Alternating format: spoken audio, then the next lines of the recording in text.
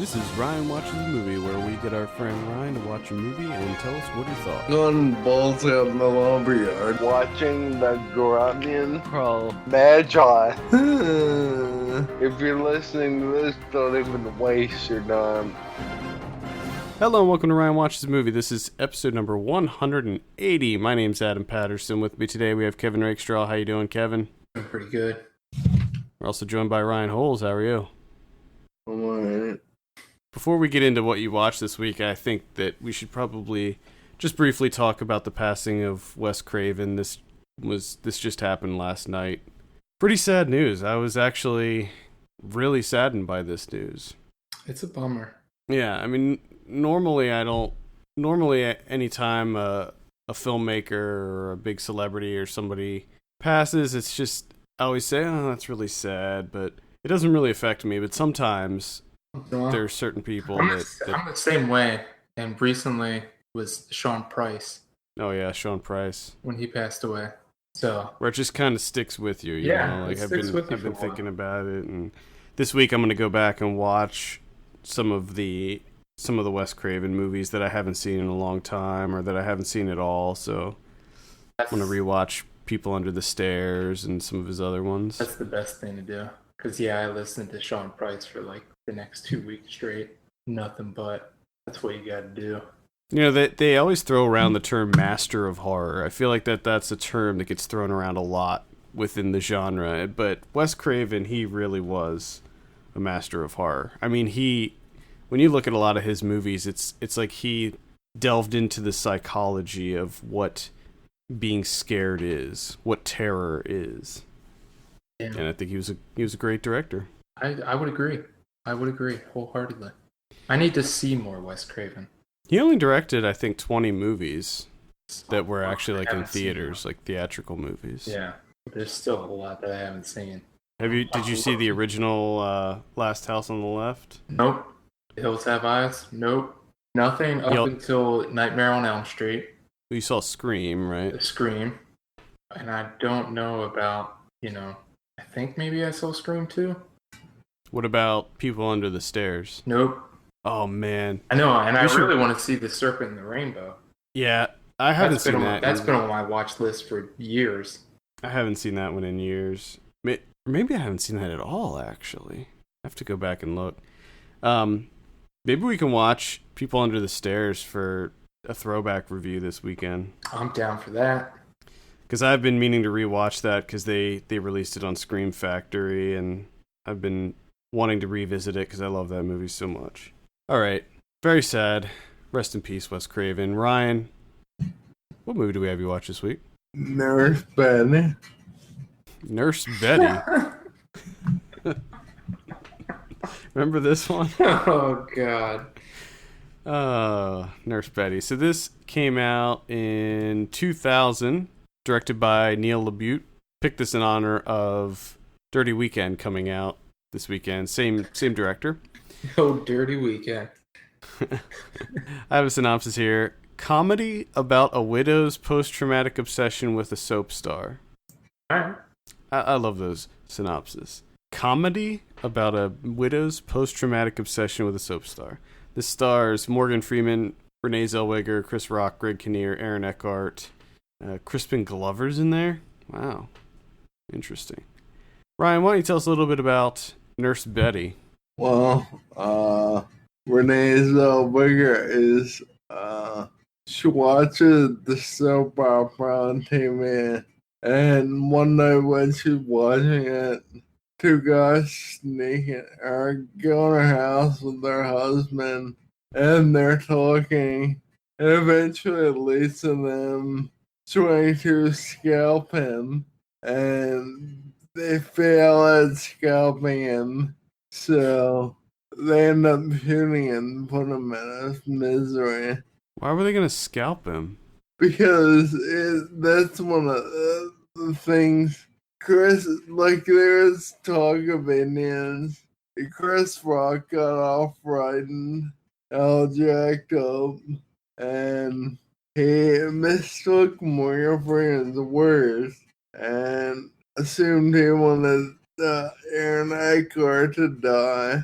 and they scalped him because it's like an inside thing, I guess. But That's anyway, just his thing. He just likes to scalp people. Okay, all right. they murder him and she is at home, but she's in a different room watching a soap opera. And she peeks her head out and sees them killing him. And all of a sudden she goes into shock. They leave and the police come, or a friend comes to the door to deliver a cake and finds the husband dead. And the police come to investigate. Meanwhile, she decides to go to Hollywood to meet the soap opera guy because she tells herself and everyone else that he is her ex-fiance and they're kind of rekindling their relationship. The weird thing is she really believes all this, and she gets about halfway there and she stops at a bar, meets a bartender and starts talking to her, and gets to a hospital to start making money, and as a nurse, a fake nurse.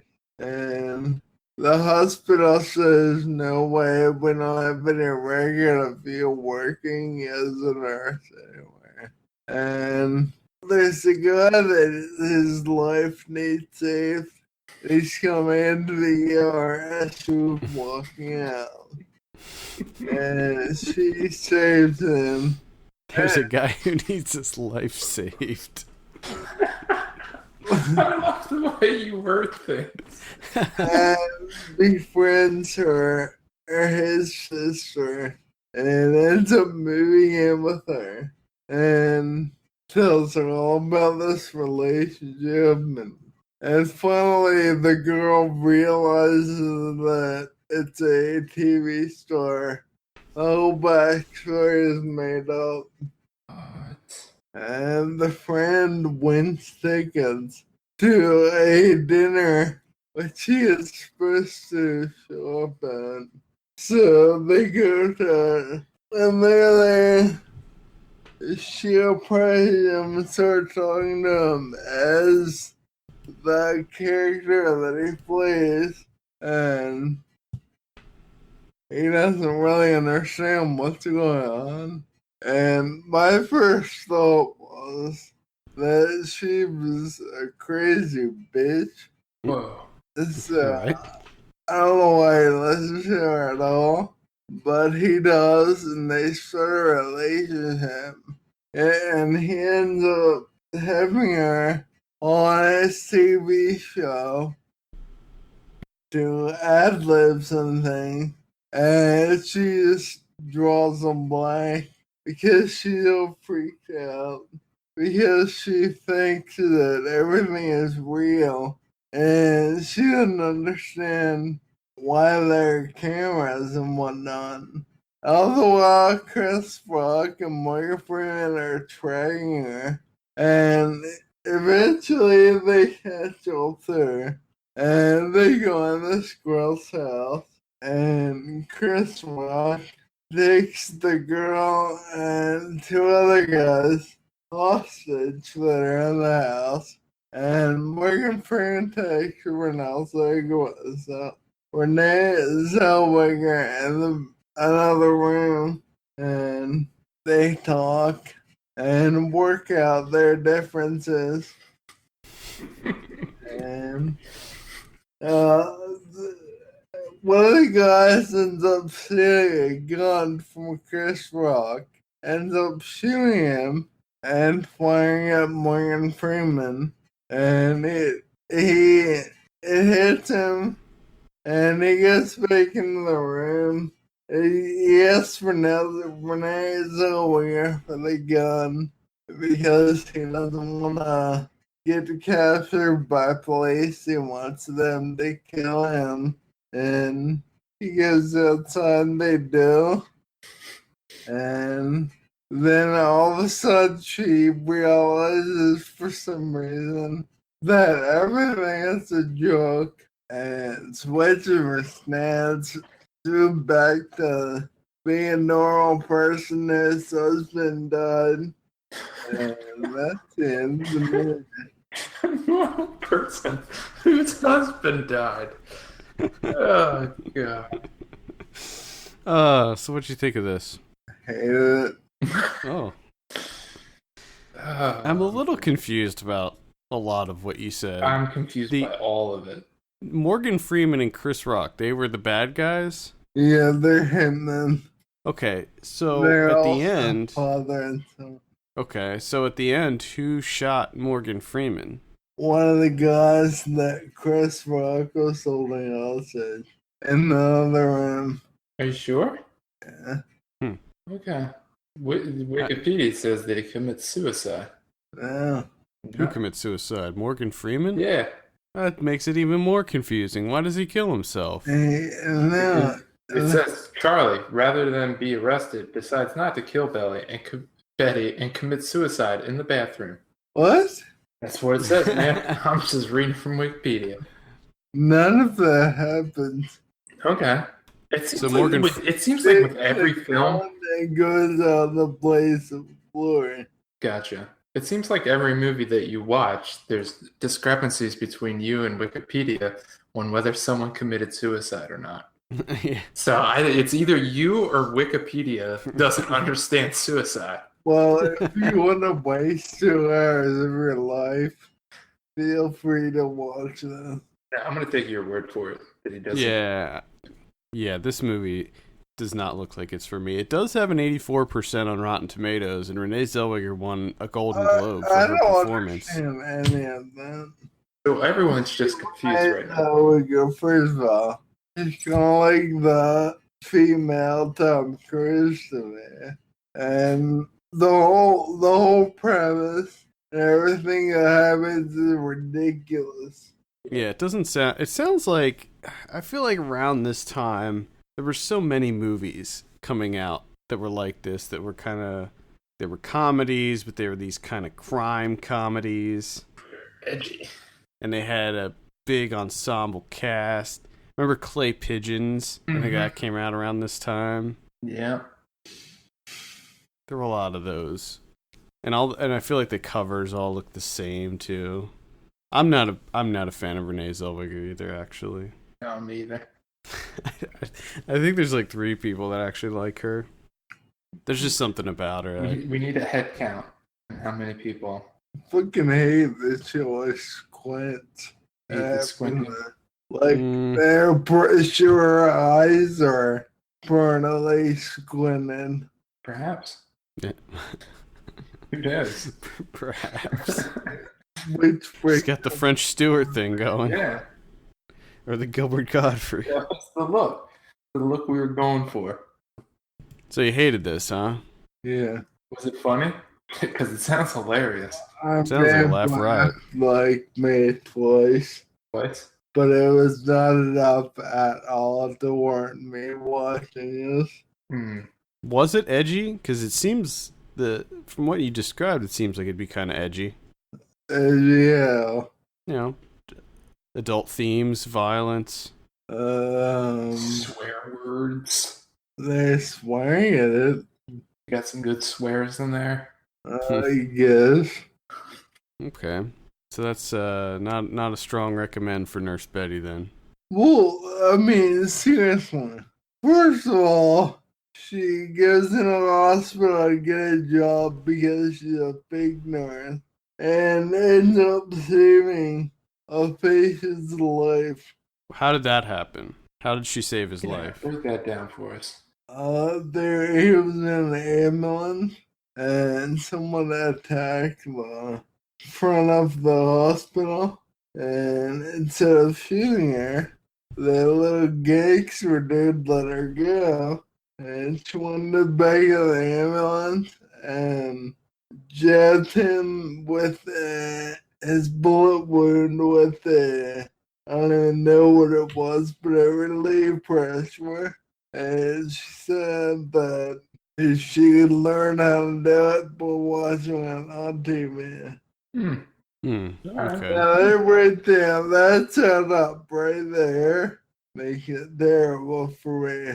No, not to mention all the other ridiculous crap that happened. Yeah, this one doesn't seem like it's one that I'd be interested in at all. I remember when this came out, and I thought it looked stupid when it came out. I think maybe my parents rented it on VHS or something. Oh, I'm sure your parents watched this.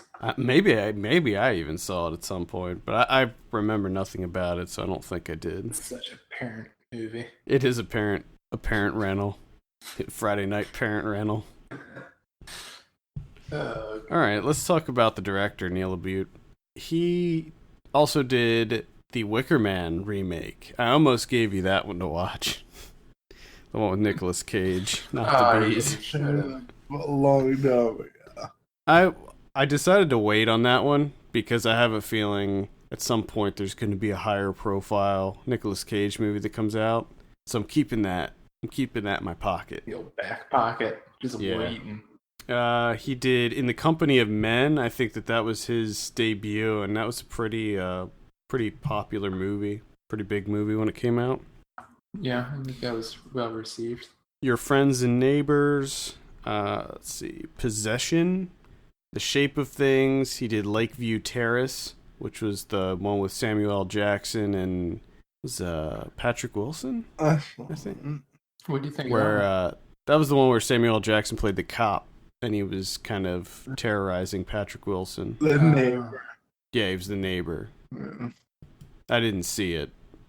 Death at a Funeral. He did the remake for Death at a Funeral, the one with, was that Chris Rock in that? Martin. Yeah, Martin Lawrence. Peter Dinklage. Yep. I had no desire to see that. I think I did see it. Maybe, no. The remake or the original? I know I saw the original. I don't know if I saw the remake. I didn't see either, actually. I saw both. Oh, shit, Ryan. Oh, man, Ryan. All right, so since you saw several of this guy's movies, what do you think of his movies overall? Some are okay.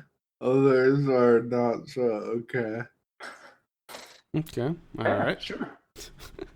Some are okay, some are not okay. It's the kind of insight that we are looking for. Fucking nailed it. No one quite gets the angles like you do, Ryan. Cuts everything so many different ways. Trims the fat. Just, oh my god, just get straight to it. I just don't like how, like, for 2 hours, I hated everything. I just wanted to end because it was like, the whole story is ridiculous. But if you don't pay attention for 5 seconds, you miss something. So it's one of those. The rest makes you listen. So it's one of those crime capers where there's a lot of stuff going on. Like that, was that other one? Big Trouble. Remember Big Trouble with Tim Allen? Oh, goodness. That's so many different plot lines going. Yeah. And then they all meet up. Oh, yes. And it was glorious. Glorious. All right. Well, let's go ahead and give you a drum roll on this thing, Ryan. What do you give Nurse Betty? 1. Oh. You wait for that. Hammering the 1. I wasn't even fucking waiting for that drum roll. Huh. Kidding me? Hammering the 1. I was going to give it 2, but the fact that I was running Zellweger brought it down 1. Ah. Zellweger brings it down an entire point. So... Actually, she probably brought it down almost 2 points. Wow. Because, I mean, there were a few here and there, a few funny parts with Chris Rock and Aaron Eckhart. But it was still not enough. What if instead of Renee Zellweger, the actress was Jessica Biel? I think I'm saying it because she was really, really, really dumb. Because she was in shock because she witnessed the. Yeah. Is that why they're trying to go after her to kill her because she witnessed the murder? Yeah. Why did they murder him? Did you say? because he stole heroin from them. Oh. You never steal heroin. Yeah, that'll do it. And this is like their last, Morgan Freeman's last job. Oh, it's always the last job. It's always the last one that gets you. He wants to take care of everything. Just once, I want there to be a movie where somebody approaches somebody and says, look, this is just going to be one last score, and it's going to be huge. You're going to be set for life. And the guy just goes, no. Thank you. And then walks away. That will definitely get me killed. Just you saying that. I might have done it. But now I'm not, because you just sealed my fate. Doing it. So what do you think? Have you seen movies? Yeah. It never ends well. Like, what are you thinking, guy? Come on. Plus, no, stealing heroin never ends. Yeah, that's never gonna work out. I believe it's heroin. I mean, either heroin or coke. Any drug. Yeah, Any drug. you don't steal drugs. It's not a smart thing to do. You're dead. Yeah, you don't want to steal drugs. Now, have you seen anything about the new one coming out this weekend called Dirty Weekend? I have not. It stars Matthew Broderick and Alice Eve. I'm reading the synopsis here. During a layover in Albuquerque, work colleagues Les and Natalie discover more about each other than they ever thought possible. Anxious and irritable, Les is drawn back into this city by past experiences he can't forget, even if he doesn't really remember the particulars of his previous drunken adventure. Oh, no. Natalie, refusing to leave his side, follows along as her own secrets are slowly revealed, leaving her feeling both vulnerable and unbound. Oh, shit. That weekend's gonna get dirty. It's gonna get dirty. Dirty as shit. It's all sorts of dirty laundry getting aired out. Secrets.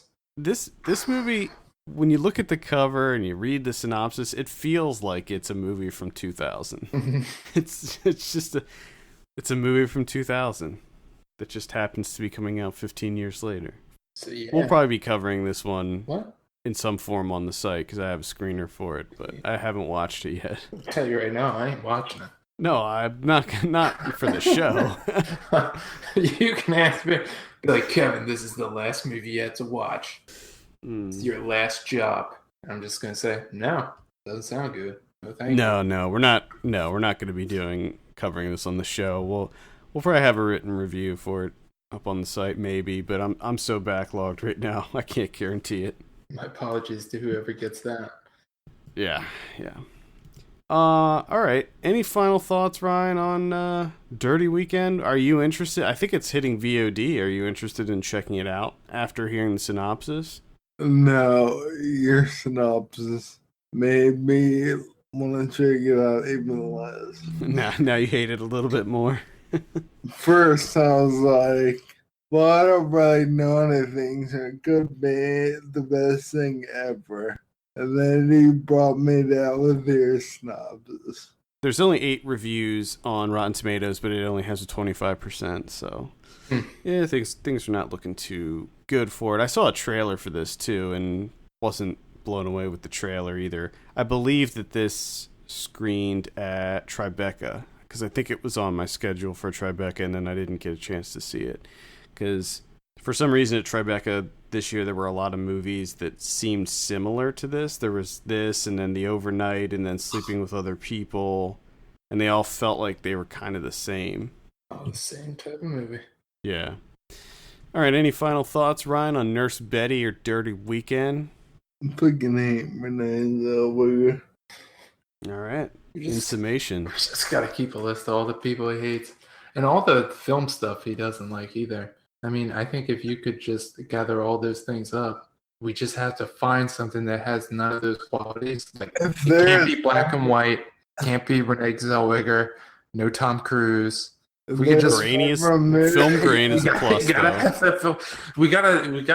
We should be developing an algorithm here to figure out that perfect movie for Ryan that has everything that he likes and none of the elements that he dislikes. And see if that gives him a 10 out of 10. I think he should just see how the sky will melt. I think that's what it... Yeah, you want film grain, buddy. It's film grain to the max. If there's a movie with Tom Cruise and Renee Zellweger that's subtitled, I hate it. What if it's a subtitled remake of Catwoman with Tom Cruise and Renee Zellweger? Would that get a 0? Do you think? Possibly. It might even get a negative. Oh, shit. We have yet to see the negative. That has not happened. Well, I don't even know. That's not impossible. What if we gave you Fast and the Furious with film grain and CGI'd Jessica Biel's? Or Transformers 1. Would that get a 10 out of 10? No, I've been liking it Fast and Furious since the first still. Okay, then Transformers 1. Yes. Maybe. It's not I bet you'd like Turbo Kid. You should watch Turbo Kid. I may do that. Yeah, do it. Do it. I just read them out last night. Do it, asshole. You'll like it. Trust me on that. All right. Well, I think that is going to wrap it up for the week. Send us your questions to podcast@filmpulse.net. Follow us on Twitter @filmpulsenet, @filmpulsekevin, and @mylegsdon'twork.